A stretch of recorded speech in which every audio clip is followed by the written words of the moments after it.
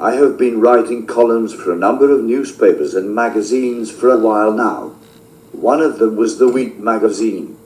Writing columns is not an easy job. One has to keep coming up with interesting anecdotes to write about. Sometimes the incident is so nice, you feel like writing more, but you have to be careful about the word limit. Sometimes you don't get any ideas at all, though the deadline may be nearing. Only very few gifted people can write regular columns for a long time. Once I wrote a column for the Week on the role of information technology in people's lives. It was called IT Divide. It was based on a true incident that once happened to me. Soon after the column appeared, one morning I got a call from Delhi. The operator said, "Shri ABDUL Kalam wants to talk to you." At the time, ABDUL Kalam was Principal Scientific Secretary to the Government of India. I had never met him in person till then. I had only read about him in the papers and seen him on TV. Of course, I started wondering why a person of his stature would want to talk to an ordinary person like me. We had nothing in common. It would be like a meeting between a Himalayan peak and the peak of Vankor Hill, which is in the small town of Hubballi in North Karnataka. When ABDUL Kalam came on the line, I said, "Sir, there is a mistake by the operator. Perhaps you want to speak to my husband, Sudha Murty." I knew Murty knew Mr. Kalam. From the other end a soft, affectionate voice replied, "Vanakkam, there is absolutely no mistake. I told the operator to connect to you only." I was thrilled.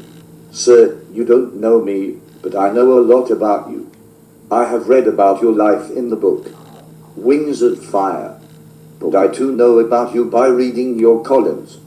I read an advocate regularly where you talk about your dreams and your struggles. Today when I read IT Divide in the Week, I laughed and laughed. You have written on a tough topic in such a humorous way. I called my colleagues in the office and told them to read the column. Normally whenever your columns appear, I read the last paragraph first because it contains the gist. Then I read the remaining portion as and when I get time. That was the best compliment I had ever received. When I write, I always think of the end first and then the beginning. Kalam seemed to have guessed that in no time. I had heard from many people that he is extremely simple, wears only white and blue shirts and slippers. Soon I got to know that this was not an exaggeration. After our talk on the phone, I met him several times. Till today, the more I meet him, the more I am convinced about the essential simplicity of the man. Any interaction with him is a joy, and I always look forward to that. I met him for the first time in Bangalore. He sent me word that he wanted to see me, though he had a packed schedule. I was waiting for him in a room when he came in, looking cool in spite of a long, tough day. For a while we talked about literature and human qualities. He asked me in chaste Tamil, "How come you know such good Tamil?" "No, sir," I replied, "I can't speak Tamil, whereas I can understand." My translator, Mr. Arokiavellu, is an excellent translator. The credit for what appears in an Andavakaran should go to him. As we chatted, a man without a prior appointment wanted to enter. Kalam's security personnel were reluctant to let him enter. Finally, Mr. Kalam said, "Please allow him." It does not matter. He might have come from a long distance. A middle-aged man entered the room along with a photographer. He was holding a huge album and a bag. He told Kalam, "Sir, I own this institution," and kept the album in front of him. "Please come for our prize distribution day. It will be a great honor for all of us." Kalam looked at a few pages of the album and said, "I am short of time, so I will not be able to make it. May God bless the children." Then the man requested for a photograph with Kalam, to which he agreed immediately. The gentleman took a pink-colored shawl from his bag and told the photographer to take his photo while he was laying the shawl on Kalam's shoulder. The photograph was duly taken and Kalam thanked him and continued talking to me. But my attention was still on the man. I noticed that he took back the shawl and walked out of the room. I could not control my anger. Sir, he has taken the shawl which he presented to you. Kalam smiled at me and said, "It does not matter. I don't need any one of them. Probably he needs it."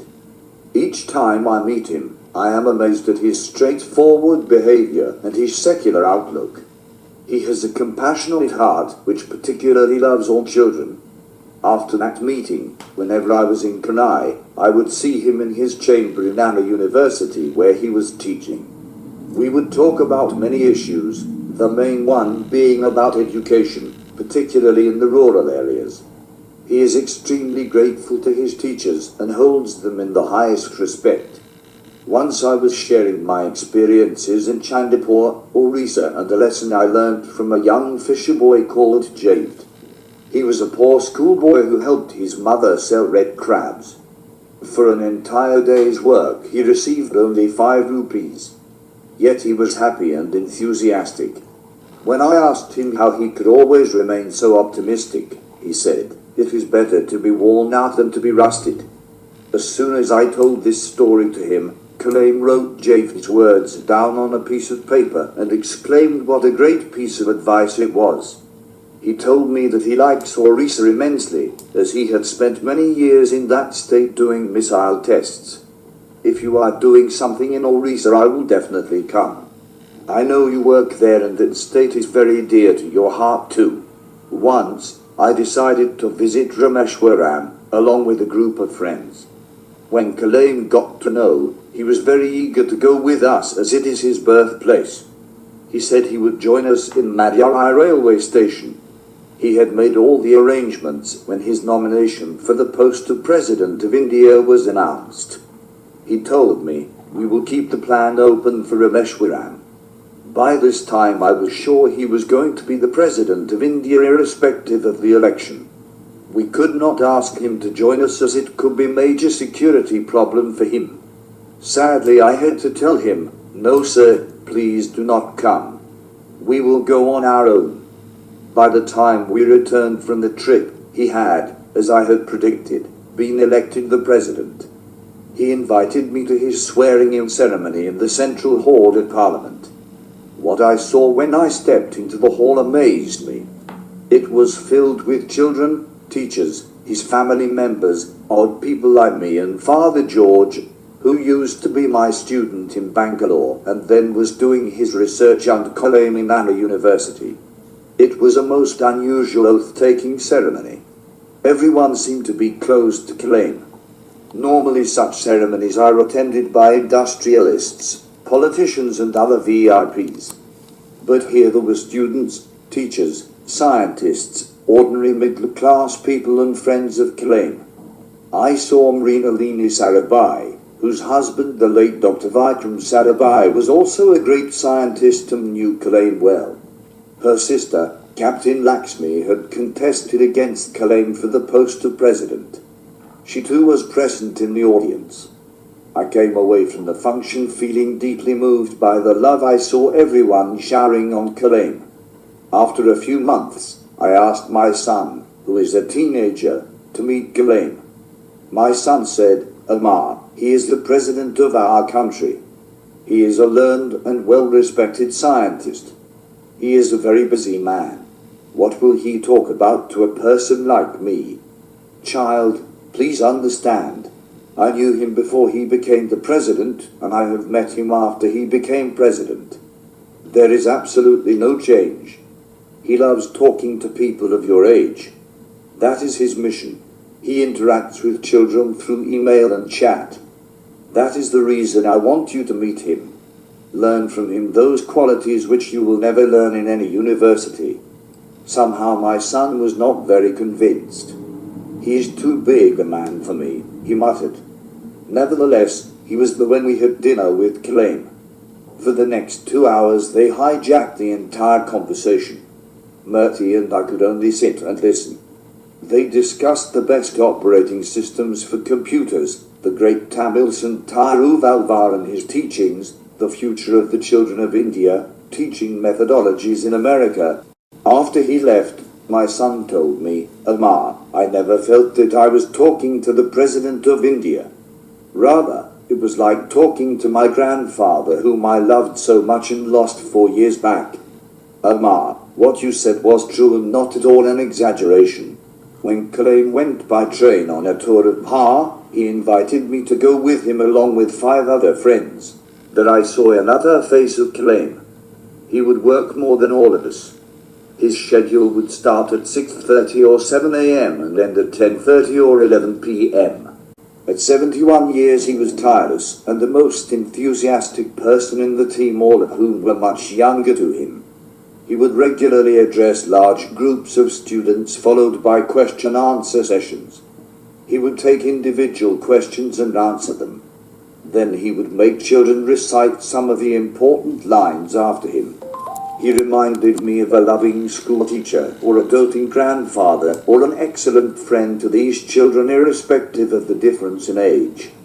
During Bangalore's IT.com, I watched him taking an internet class for 1,000 students. He held their complete attention and was excellently prepared. When we built a 150-bed pediatric hospital in Bhubaneswar, Orissa, for poor children, I was very keen that he should come and inaugurate it.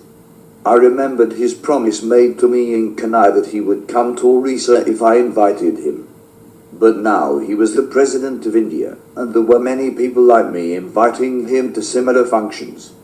He was no longer a professor at Anglia University whom I could approach on telephone or send an email and convey my message. However, remembering his promise, I sent him an email assuming it may not reach. But within a few days, I got a reply from his secretary saying that he had agreed to inaugurate the hospital. Coincidentally, it was the eve of Buddha Purnima, May the 15th, 2003. I have heard many stories about Buddha, who was born 2,500 years ago. I was fortunate that this great teacher and lover of children could at least inaugurate and appreciate our effort. I hope you enjoyed this story. Please listen to other tales from Grandma's Bag of Stories.